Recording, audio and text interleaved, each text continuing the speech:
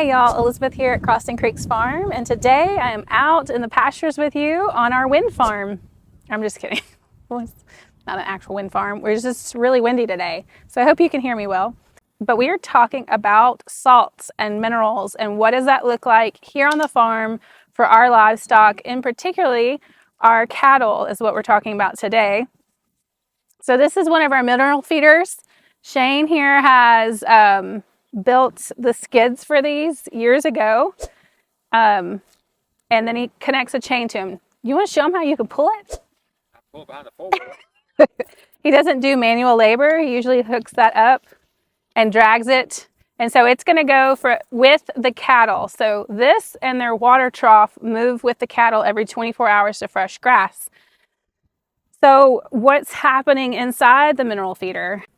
So this mineral feeder has 3 different dividers in it.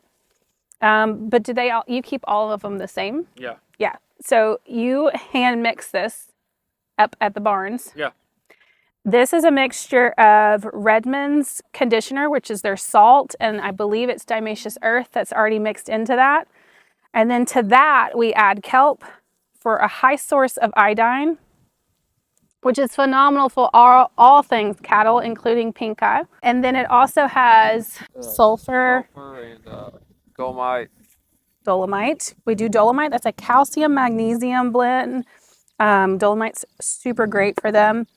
And sometimes we put a little copper sulfate in there as well, which is really important. It's a specific copper that is not going to be harmful to them.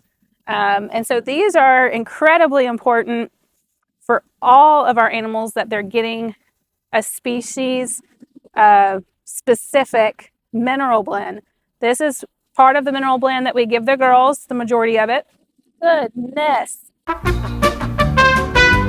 This is our mamas, and most of them are still pregnant. We just started calving season, and so this is even more important for them, because as they begin to calf, they're going to be losing their placenta. They will eat the placenta back, which is important. We really like to see that every mom eats her placenta back, so she gets that nutrients right back in her immediately.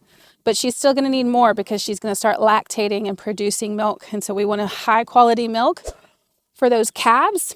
And we want our moms to be feeling good and feeling balanced, because they're putting a lot out to grow those babies and to nurse them. So this is offered to them 24/7, 365 days a year. They always have access to it. They just take their nose and they flip this rubber mat up.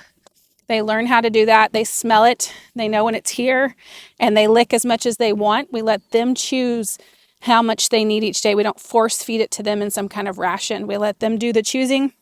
But this big rubber mat helps to keep it dry inside, so that we're not losing money, because the minerals are very expensive. And then ideally what's happening is that whatever minerals they don't need, their body will absorb what it needs, and when it doesn't need, it'll send right out their back end. And we're hoping that that is what's going to be landing right back into the land. So we don't see it as waste at all. It's not wasted to us.